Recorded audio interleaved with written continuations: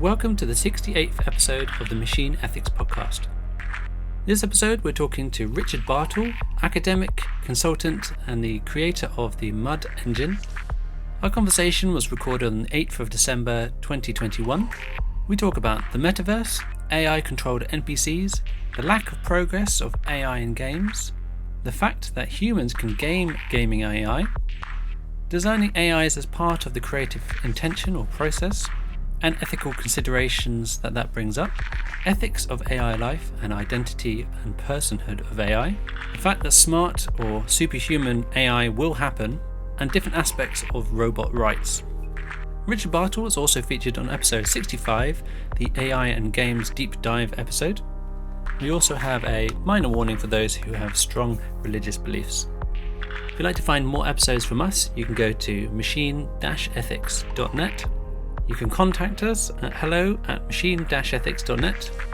You can follow us on Twitter at machine_ethics or on Instagram Machine Ethics Podcast. If you can support the podcast at patreon.com/machine ethics. Thanks very much and hope you enjoy. Hi Richard, thanks again for coming and talking to us on the podcast. If you could please introduce yourself, who you are and what you do. Hi folks then. So I'm Richard Bartle. I'm a Professor of Computer Game Design at the University of Essex in England. I'm best known among people who've been doing games for a very long time, having co-written the first virtual world, MUD, from which the $30 billion a year online, massively multiplayer online games industry came about. Not that I see any of that. At the moment, I teach, depends on the students. So sometimes I teach very smart people, sometimes I teach people who shouldn't be at university. But the subjects I teach are computer game design. Great. And I remember, because we spoke on the AI and Games episode about some of this stuff. And I remember doing the interview with you and then realizing how integral your work was and just being like, oh yeah, I do remember those kinds of games because, I'm of an age where I was on the cusp of, those text adventures when you had MS-DOS, you didn't have very good GUI systems and you had text games and you had very low graphical games and stuff like that. And I think I must have played some games which were similar, maybe not multiplayer versions, but that sort of textual adventure stuff. And then into the 90s and starting to see things like the internet and see LAN parties, and I guess that is more prevalent in universities and places where they were already kind of linking themselves up, linking these systems together, and how that's influenced basically kind of all of gaming since then in a variety of ways, but it was exciting to kind of realize that and go, oh yeah, it's amazing. So well done, Richard.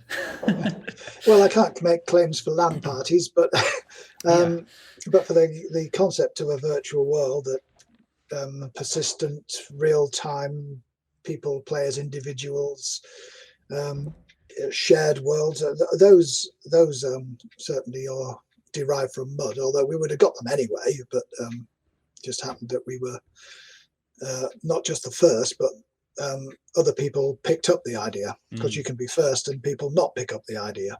Yeah, definitely. And I guess a lot has changed in that time.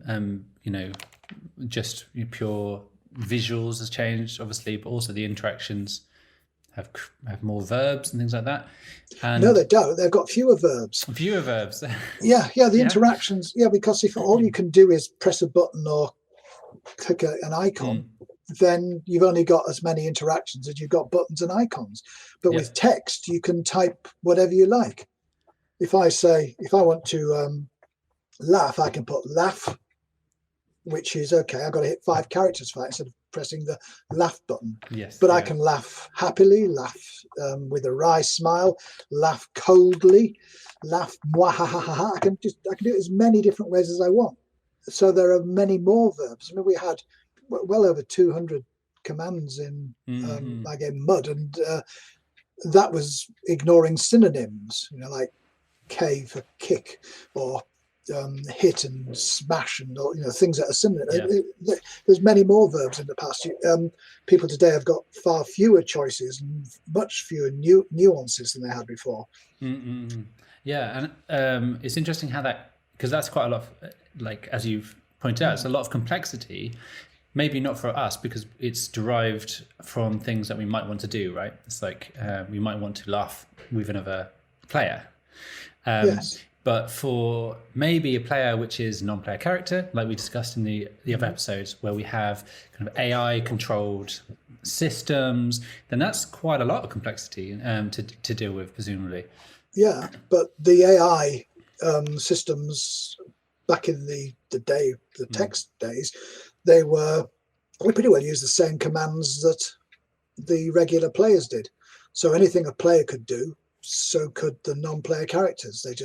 They called the function instead of it being as a result of parsing a player's command. So they were far more integrated into the world.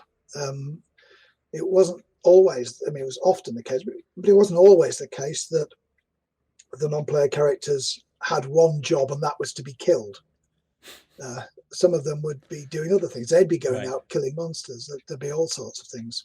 Yeah. So they had their own agency, if you like. They would be interacting with the world. Yes, not all that sophisticated because the computers weren't all that complicated, weren't that powerful. So we couldn't do as much as we wanted to do, but we could certainly do a lot more than you can do when there are 10,000 players in the same server, all trying to grab hold of a piece of CPU to handle their commands. And I guess what is you've got these two things. You've got like the reason why you would have non-player characters or AI controlled characters. Characters that are controlled in some way by software, right? Yeah. So like, why would you do that?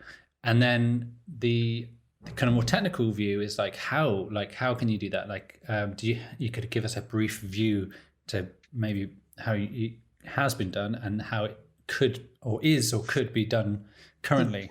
Okay, well, the reason that you would want non-player characters to act intelligently, it ultimately comes down to verisimilitude, or what we used to call back in the day realisticness.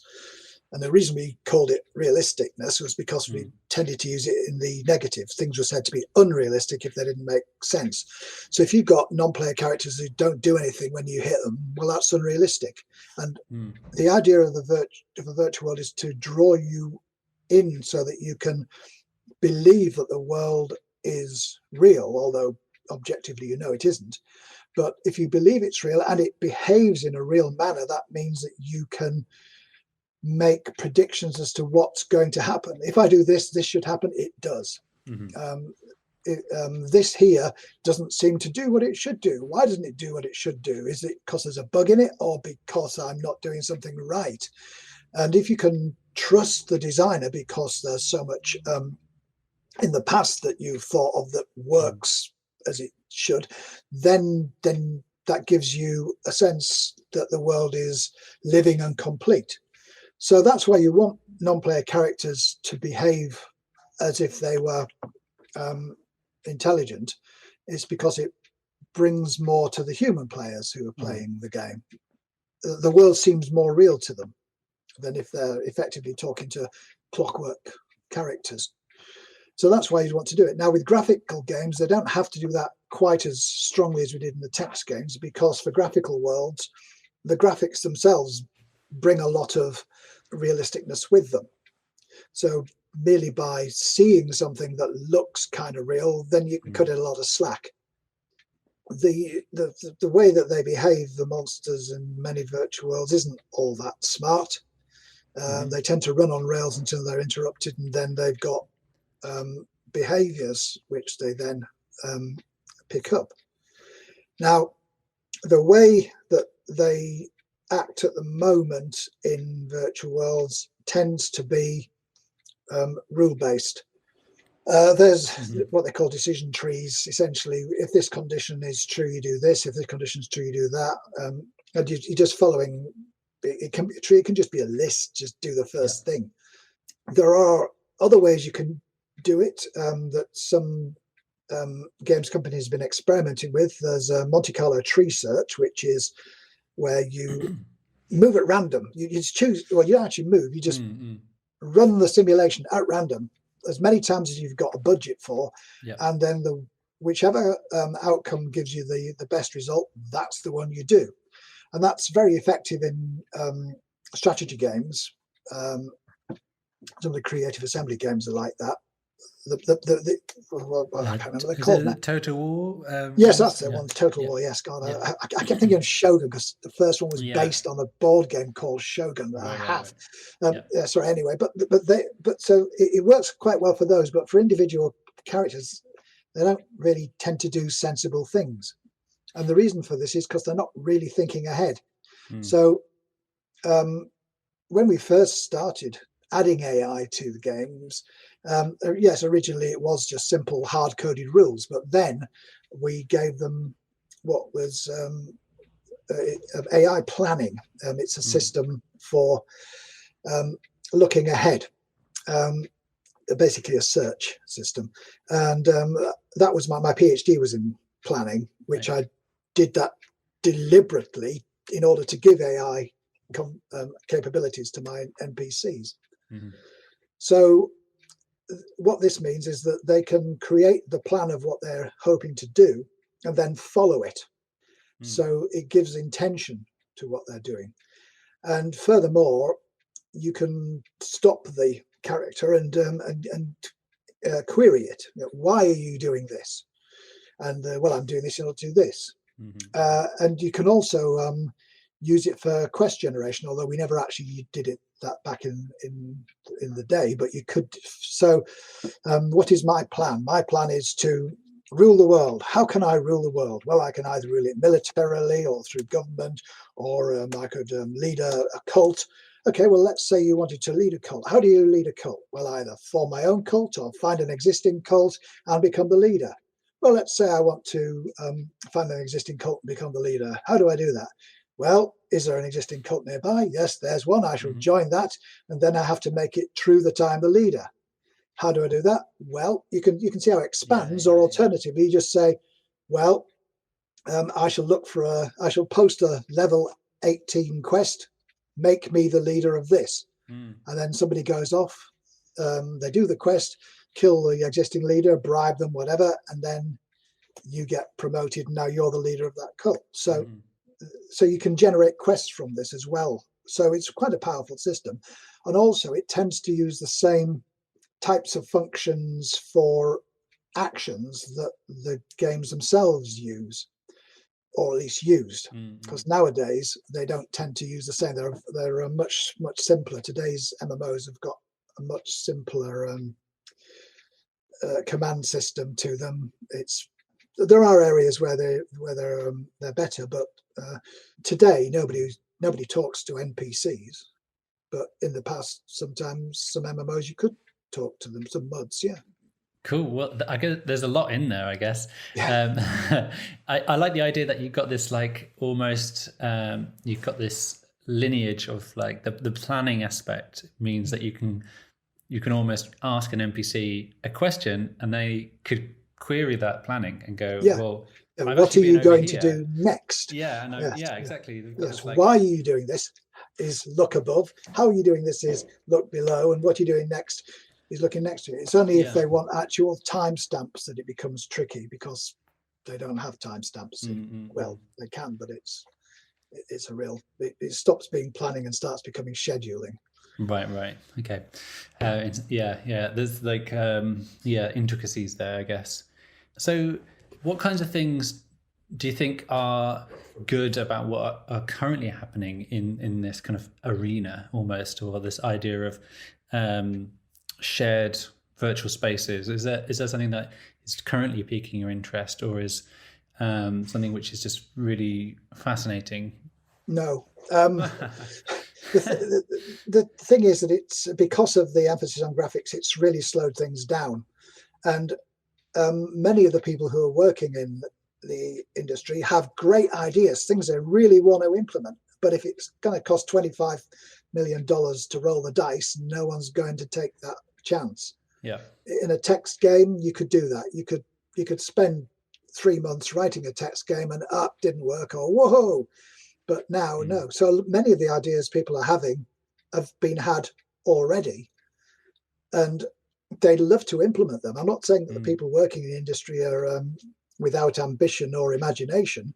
Far from it. But the conditions at the moment are such that it's very difficult, because you need all the assets, and you need all the even the security is different to what it was in the past.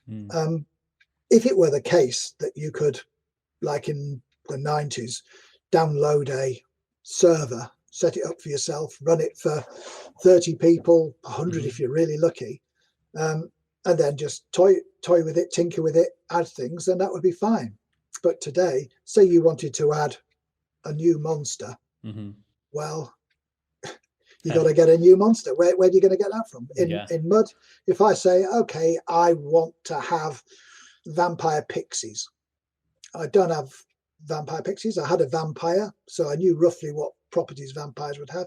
Pixies, they're kind of like small peoples with a bit of magic to them.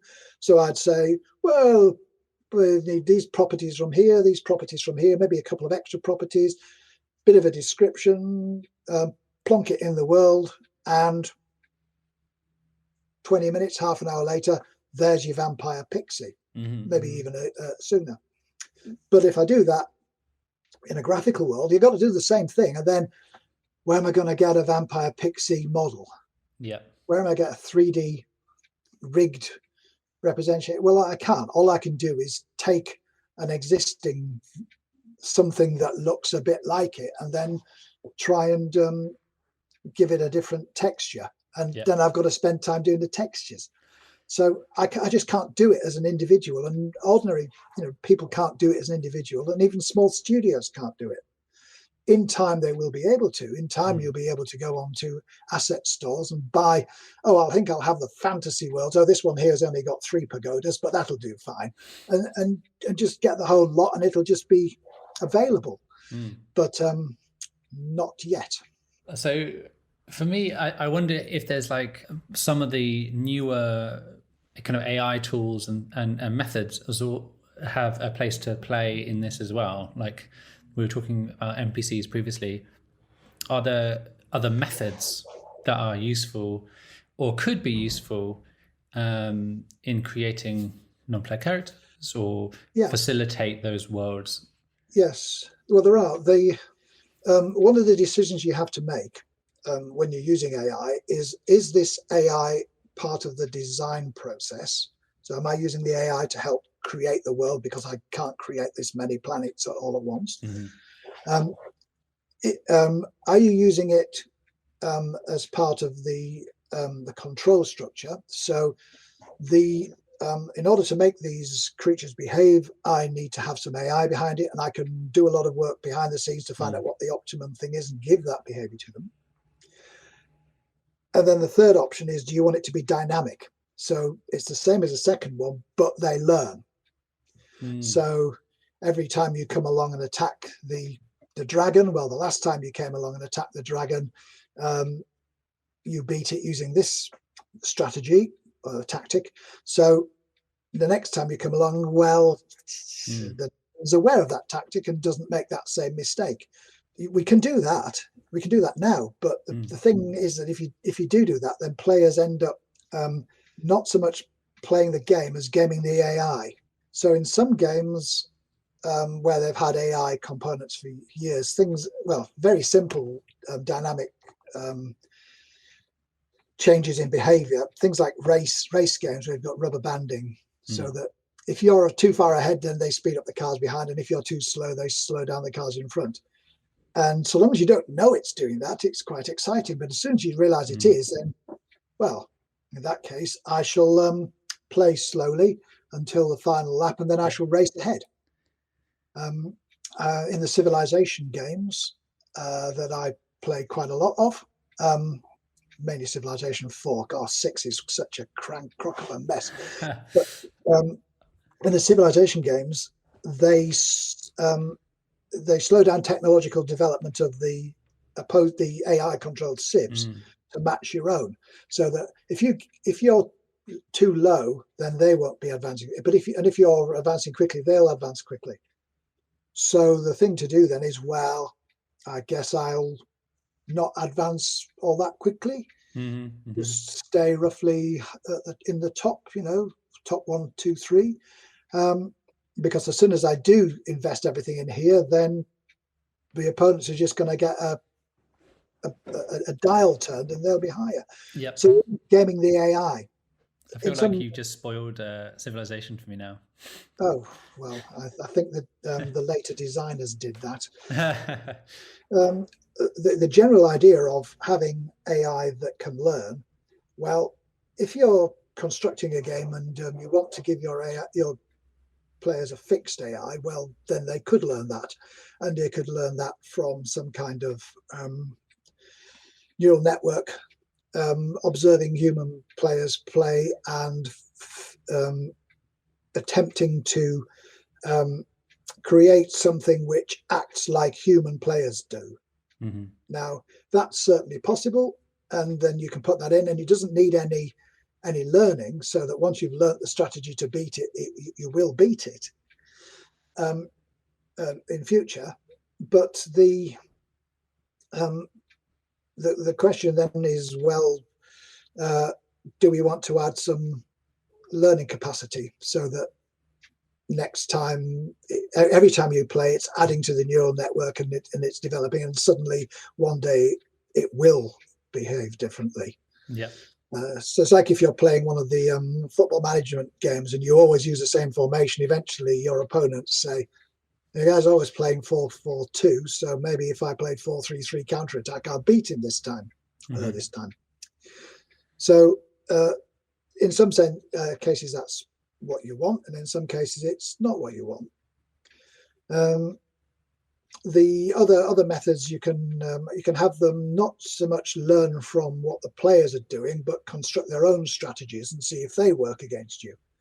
So then you'd be using something like genetic algorithms. We've got a set of rules, and the rules can be put in any number of different permutations and the order you try them. And so you try them, play them against each other, see which ones win, and eventually you get a local maximum or several local maxima, which are the best strategies, and then you give those to your individual. Here you go, Gandhi, you use this one, and here you go, Washington, you use that one. So you can do that kind of thing, and that would give some kind of personality to the opponents, and it would also mean that the players would have multiple strategies to learn, all of which were quite good because they'd been tested. And are they less dynamic in that situation, even though they've got this? Well, they can. They can be fixed or they can be made dynamic. But if you're playing against one and it's experimenting and you absolutely whip it, then yes, from an AI perspective, that's useful because now I know not to do this. But from your perspective, you just wasted your time playing the game because it was a pushover. So you've got to balance that. Game balancing, by the way, is another area where it comes in handy. So if you've got something with a ton of different units or a ton of different character classes and abilities, or many of the card-based games, then every time you add any more, you need to balance it, and that is a big, tricky job. But you can use AI to run simulations that will find where the holes are and inform the designer. Then the designer can decide, well, shall I increase that, lower that, or shall I listen to your recommendation of what to do and then do it?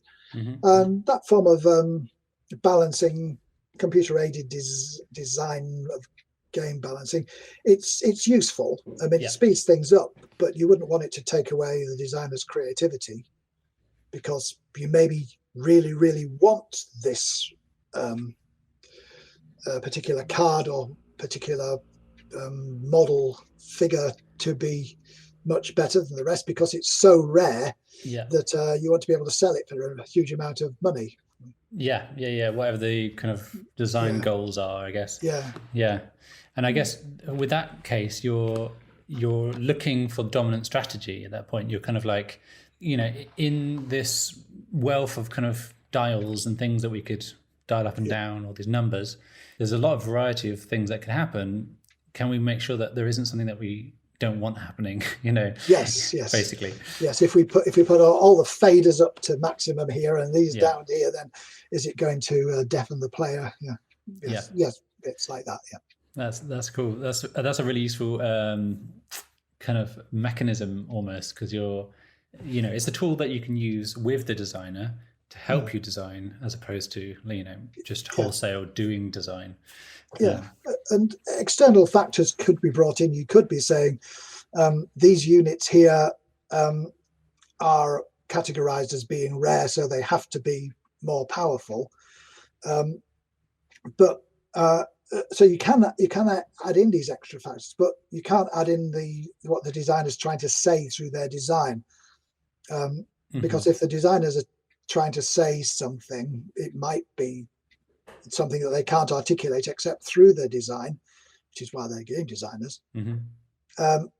And if all you have is the AI to do it, then it's taking away from the designer. The designer can't say, no, that has to be more powerful. But why? It's a weak unit. Yeah, but it has to be more powerful than it is. But then people will use that unit. Yeah, I know they will, and that's the point. But it needs to be there. It has. Now, if the designers wants to do that, then they should be allowed to, and you shouldn't let the metrics dominate the game. Yeah, it's almost like the way that you were describing it. Then it was like you were fighting this other little kind of computer-based designer, and they were like, well, "No, but we know the better way of doing it." And you're like, "No, but I was trying to tell you that we've got this plan, right?" Yes. Later on, this super character is going to die, or it's going to transform. Something's going to happen to that, but I need that character there. You don't touch it. Do not touch that. There's this feeling I'm trying to, make the player experience or whatever. I think we mentioned briefly last time that you have this, we can talk about ideas of the metaverse and things like this, which are, quite old ideas now, even though it's been kind of reinvigorated recently. And we talked briefly about some of the kind of ethical issues that you might find in games, but I'm kind of interested this time to kind of discuss a bit further what the future of this space might look like. And for you, what is kind of really interesting to think about in this space? For me, for example, it's kind of, what does it mean to make a kind of ethical agent? How does that look, and how do we actually achieve that? And those sorts of things are only going to become more prevalent when we have, more richer experiences or more time spent in the metaverse. I've got air quotes here, things like that. Yes, because all the people who advocate the metaverse are advocating different ideas of what it is. Well, I've got nothing against the metaverse, because I think that all the work that's going to be done on it will help with virtual worlds, but I don't think the metaverse itself is necessarily, as conceived, a wonderful idea. Anyway, with regards to ethics, okay, so there's ethics of players, there's ethics of designers, and these are the kind of things that are studied nowadays. There are entire games modules on degree courses about ethics. How should players behave? How should designers behave? What should designers do? Is it ethical for designers to modify the game with A/B testing to see whether some players are going to do things and some aren't? Because that's basically experimenting on players without permission. And even if you slide something into the EULA to say that, it's still, that they haven't given your permission. You've just got it on paper to cover your back.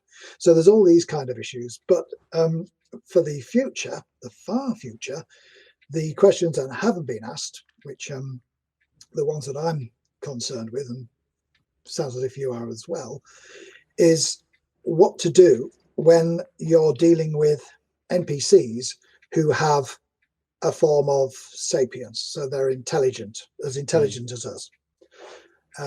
And you can say, well, sure, that's a long way off. Yeah, it may well be a long way off. then it could be just round the corner if we suddenly get quantum computers doing their stuff.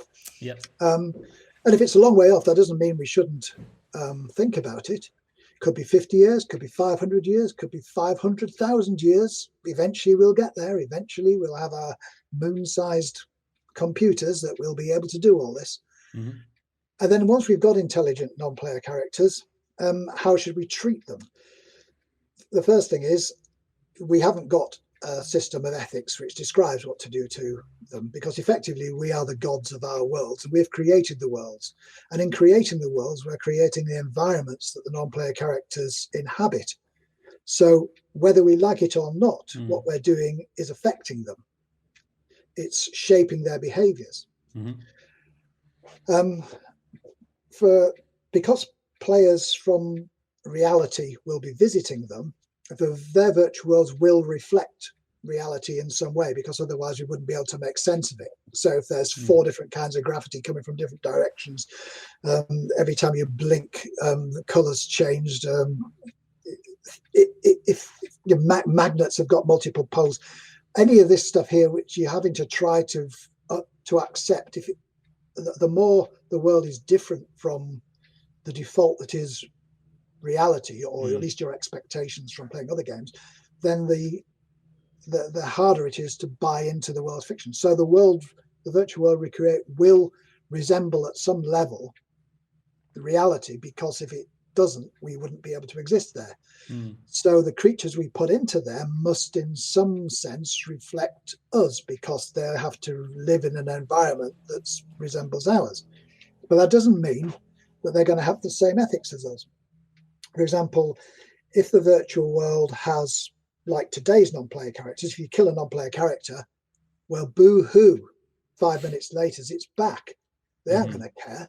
Yep. So all our ethics to do with thou shalt not kill, well, it's not really death, is it? It's like out of that Doctor Who episode where the Doctor, who's really anti-gun, shoots another Time Lord and says it's death's Time Lord for man flu. It's just a minor ailment on Gallifrey. So for us, our ethics, which are based on the reality, wouldn't necessarily work there. And they might, in fact, the non-player characters, if they're free thinking, almost certainly would create their own system of ethics. Now, we can alter that by telling them things. We can alter that by changing the world. We can alter that by getting into their heads and programming them. But is it ethical? If someone is sapient, is it ethical to mess with their free will, to go in their heads and give them ideas or prevent them from having other ideas? Because then you're changing who they are. And if you're changing who they are, then in a sense, the old person has been destroyed. So you've basically killed them. You may have created somebody new who looks just like them. But if you go in there and say, I don't want you thinking about poisoning the water supply, so I'm going to stop that. Well, yeah, but then you've changed who they are, and the person they were isn't there anymore. And the reason they're poisoning the water supply was because you, as a god, had created this little insect that lives in the water supply and burrows itself into people's eyes when it gets out, and the non-player character thought that you obviously wanted to kill people, so that's why they were poisoning the water supply. They're hastening people's views to journey to heaven. Surely that's what you want. Heaven's a great place. So you don't know what their morals are going to be. And then, so we have to decide now, what are we going to do? Are we just going to let them run their course? They could kill each other multiple times. They could imprison each other. They could do all sorts of terrible things, or they may do wonderful things. But we don't know, because they're free thinking. And we can set the environment up so that we think they'll go a particular way, but you don't know. One personality might just change it. A lot of these things they make for good fiction, right? So a lot of these kind of ideas, they make for good fiction, and there's some good fiction out there that explores, some aspects of this. Less than you'd think.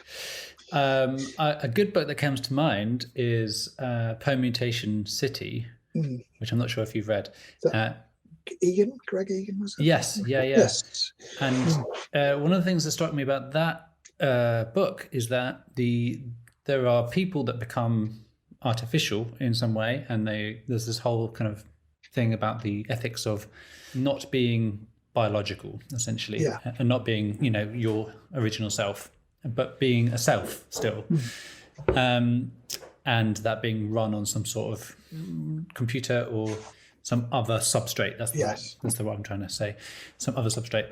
But they also take with them this idea that they can create some new beings, and they create these new beings, and these new beings kind of almost rebel against them and kind of go against the creators, and they decide that actually the rules that are there are made for breaking, essentially, and that's just ruined the book for you if you're going to read it. But the thing is, if you are a god of a world, you control its physics. If you control its physics, then nothing the players can do in that world can harm you, unless you allow it, I guess. Well, they may be able to get other people who visit the world to do things on their behalf in the real world, but unless you create a robot in the real world and give the people in the virtual world access to it, they can't do anything to the real world. There might be communication channels. They could maybe sue you or something in the real world. But, exactly. I guess that's the virtual environment, or whatever this environment is, communicating outside of itself, and that's not a different thing altogether as well. Like, because you'd have to enable that kind of facilitation. I guess I don't like. I kind of disagree with these things being able to harm you, and it kind of reminds me of what you said last time about harms that can occur through games and gaming, because you can be in a space, even if it's virtual or whatever, and someone can emotionally yes, that can certainly happen. Yes, and there's no point in going into of flashing lights and things. There's lots of things that actually, as a human being, can harm us, which aren't necessarily direct. Sort of being kicked. I meant harm reality, so more than harm. Okay. But yes, individuals, yes, they could. You could go into that world, and they could cause you to fall in love with one of their characters and then kill them off, and then you'll be upset, and or they could hold them hostage and say, well, yes, the only way you can save them is by switching this world off, and then you'll kill all 10 million of us. And do you want that blood on your hands? So they can do all sorts of things to individuals who are visiting the world. But if you just let it run and watch it without ever going there, then they can't do anything, because you always have your finger on the control switch. So if you can switch it off, then that's that. That's it. Yeah. But if you give it control of nuclear weapons in the real world, then obviously no. I'm pulling a face right now. That's, do you have this? This is kind of like a segueing to the simulation hypothesis, and I wonder if you have this intuition of, it's kind of like Turtles all the way down, right? If you set up a world and there's this kind of virtualized simulation of beings, however that manifests, and these beings set up a world and that has other being, you know what I mean? And you have this kind of stacking effect occur. Is that something that you think about, or? At the moment our NPCs aren't clever enough to do that, but one day they will be.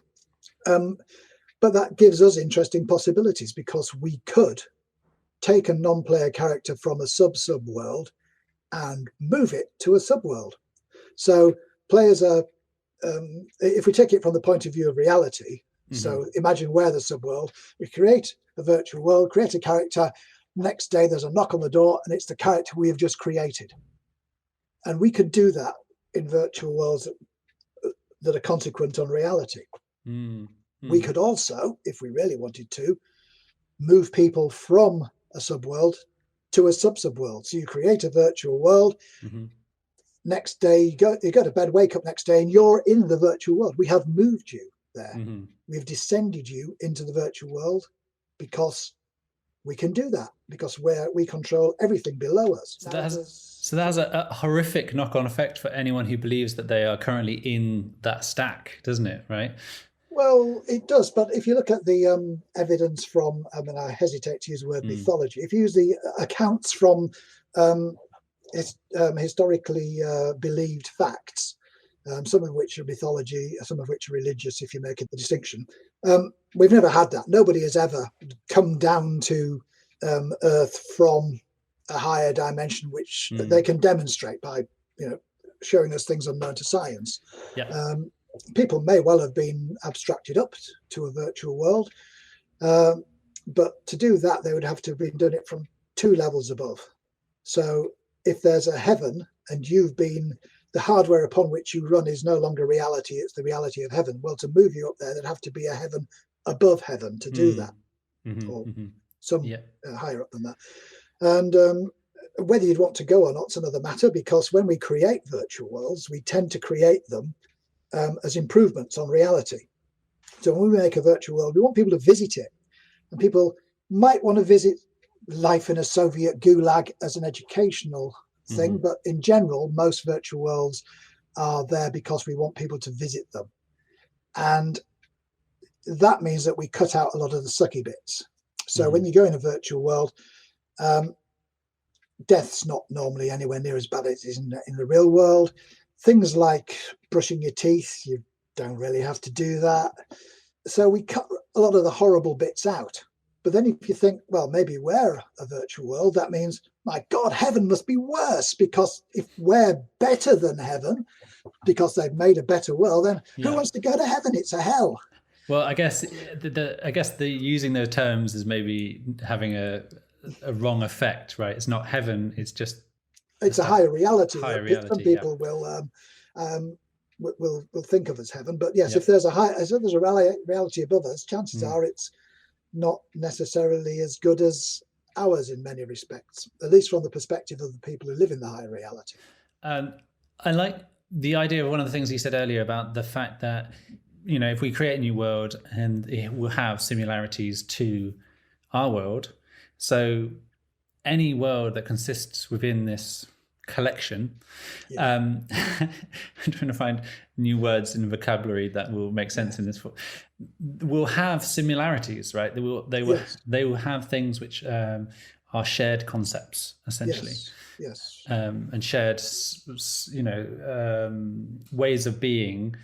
Because I always thought that, maybe naively, we were powerful beings because of our imagination, but actually maybe our imagination doesn't stretch past the things that we can see far enough that we can create worlds which would be so different, but still. Well, it's enjoyable. Not that we can create them, but and you can visit them. I mean, I could easily make a world that consisted of nothing but numbers. And you could go to be that number and be the number 142857.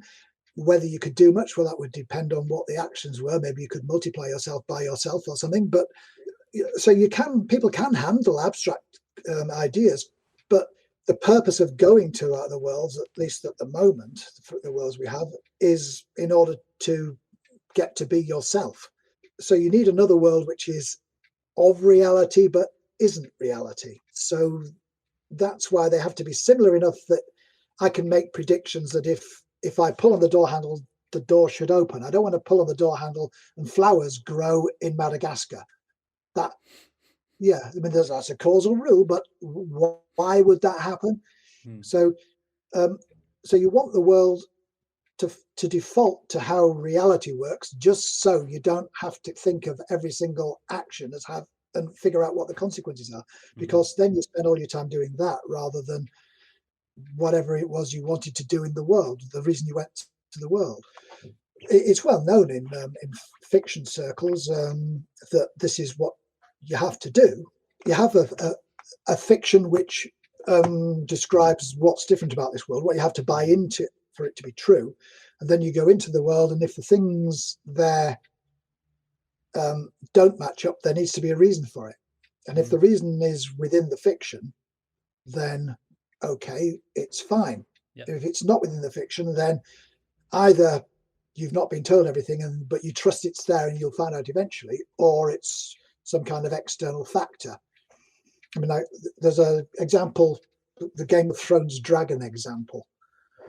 So you watch Game of Thrones, and none of the, not that anybody does nowadays, but none of the leading characters ever wore hats. They might get a crown or a hood or something. They never wore hats.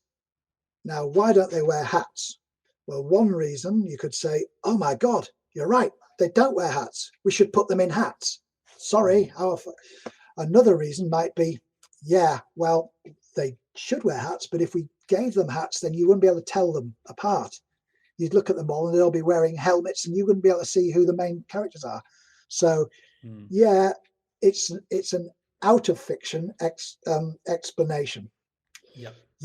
Now, they could have covered that with an in-fiction explanation. So even though that's the real reason they don't want people to wear hats, they say, well, not wearing a hat is a sign of rank.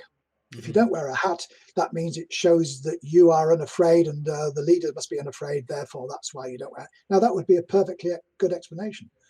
What would be a really bad explanation is saying, this is a world that's got dragons. You believe in the dragons. You're perfectly okay with that. Why aren't you okay with hats? Look, because the dragons are important. Hats aren't important. The dragons are covered by the fiction. The hats aren't. If you're saying dragons and hats are equally important, you're not saying that hats are as important as dragons. You're saying dragons are as important as hats. You're throwing it away. So this is why we have to have this realisticness, this verisimilitude, so that players can keep hold of the things they need to know and not add to the cognitive load of remembering all the other things they have to remember, because that's really not what you want. I mean, enough people have trouble with dealing with regular people. What the heck are they doing? What are they thinking? Never mind having to do the same thing about the world in general. But yes, as a consequence of this, any worlds that we create are going to be similar to us at some level, and any worlds that they create are going to be similar to their world at some level, and therefore we'll some abstraction of our world. Similarly, if you want to go upwards, reality is an abstraction or a version of a higher, and each higher reality is going to be the same. So if you're of the opinion that God made man in his own image, well, there's your explanation. That's why, because you can't visit the world if you don't relate to it. Well, you can visit it, but there's no. You don't want to live there. Yeah, that's right. Yes, yes. I like the fact that if there was a higher order level above us, they would just be having to brush their teeth all the time, or there's so much boring drudgery going on. Yeah. Well, the other thing is, when I talk about we create planet-sized computers or moon-sized or however big you want them to be, Dyson spheres. Yeah, 5 million years from now, computers with such power that any non-player characters that they control will be smarter than we are. So we're creating a world with characters that are smarter than we humans are. And then that leaves open the possibility, well, just a moment, if we shift that up a bit, might we be smarter than the people who created us, if there is a level above us? Yep. So it could be that the gods are duffers. That either you go up and they're smarter and smarter and smarter until you run out of smarter, or they're less smart and less smart and less smart until there's no intelligence at all, or there's nothing above us. Yes. Yeah. Then maybe there's a level which was the original and it's just enough intelligence to kick this thing off. Yeah, or it doesn't need intelligence to kick it off. It could have just developed by pure chance, and then that kicks you off. That could be the case with the real world. This could be just a pure chance pocket of multiple conceivable probabilities, and we're the ones who happen to have made it. The other thing to mention is time. Not that actually we're running out of it, but if we create a virtual world at the moment, pretty well we have to use discrete time. In part because our computers use discrete time, although they don't have to. You can have operators that don't run to a system clock. They're asynchronous, but we've never done that. You can have multiple threads, but there's always a system clock, and the system clock makes it discrete. So there's a tick, and the tick might be very quickly. It might be so many millions of frames a second, but nevertheless, it's discrete. Whereas the world we live in doesn't seem to be discrete. It seems to be continuous. And all the experiments that we've run that would detect whether it was discrete have yet to show up anything. So light coming from vast distances, if time was discrete, would be deflected in ways that it isn't, for example. Now, it may be that we just haven't looked close enough, and there is some constant that means it. But what we can say is that every world that we create from there onwards, downwards, would have to use discrete time because it's using discrete time. But the worlds, if there are any above us, don't have to use discrete time. They could use continuous time. We could be continuous or discrete. We don't know yet, but it's probably continuous. Which means, I guess, if we were making it today, that would be the truth. That would be the case. But if you had this giant moon-sized machine, then maybe we could engineer it in a way that, provided that we are continuous, it then, was maybe graph-based or job-based instead of tick-based. Quantum in some fashion. Yeah. It could be like that. Yes. Yeah. But at the moment, it's discrete all That's the way not the down. case. Yeah. Exactly. Well, I'm hoping that I almost feel like the discreteness is a useful concept if it is true, because then we can, we have for this kind of more of a physical reality conversation, isn't it? It changes the way that we can look at our physical reality.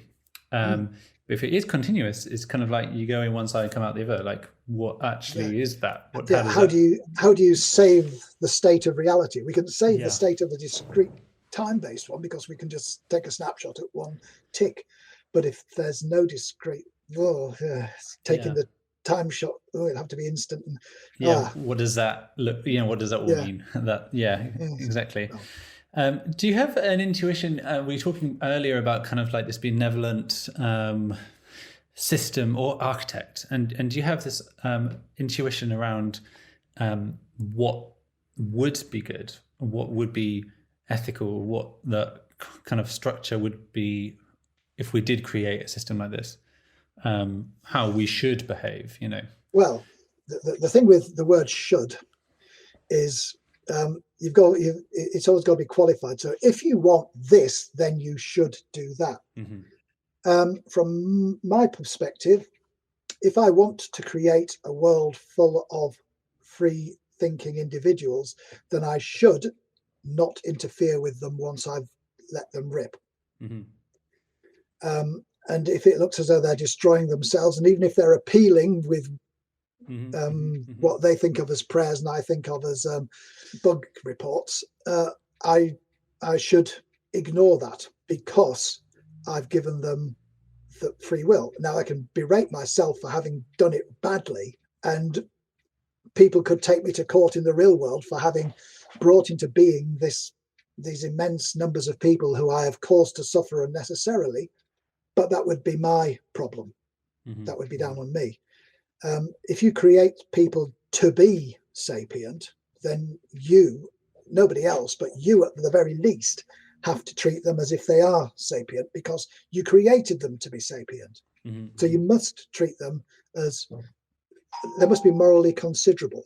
You must be able to consider them morally. So that's what I would say. Let them be. It's immoral. If you change their way of thinking, then you have changed who they are, and that's just as bad as killing them. So don't. But you couldn't, as you described earlier, kind of walk among them or interact with them on their level, essentially. You could, yes. I mean, you could do the Henry V thing and walk around your troops pretending you're not the king just to find out what the king's like. But you don't have to do that. But you could if you wanted to. There are plenty of examples in accounts across the world of gods who wander among us to find out who we're like and what we do and so on. It's not unprecedented in historical accounts, whether you believe them or not. Yes, I'm doing the air quotes again. Historical. I'm not doing it because I don't want to get lynched by people who follow the Peruvian god who did that, but still. I feel fervently about these sorts of things, so I'm happy to express my opinions on them.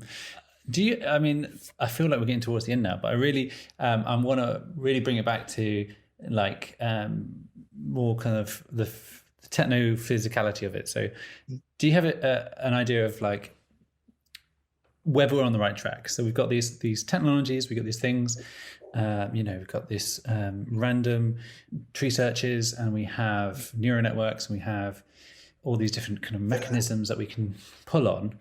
Are we missing something? Is it the answer? Can we just extrapolate these things out? How do you feel about that situation? At the moment, the AI techniques we have are very powerful in their own areas, but they're not leading to what you would call sapiens, free-thinking individuals.